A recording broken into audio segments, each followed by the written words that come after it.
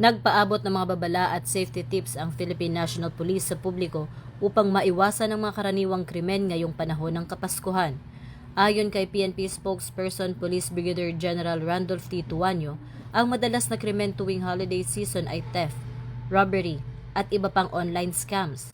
Mahigpit na pinayuhan ni Police Brigadier General Tuanyo ang mga magbabakasyon na huwag maging social media conscious o iwasan ang pag-post ng kanilang lokasyon o travel plans online.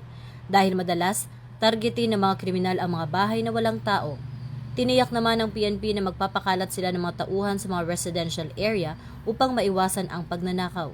Nagbabala rin ang mga opisyal ng PNP tungkol sa mga online scams sa mga shopping platforms kung saan ang too good to be true na mga alok tulad ng masyadong malalaking diskwento o sobrang murang presyo ay malamang na mga panloloko.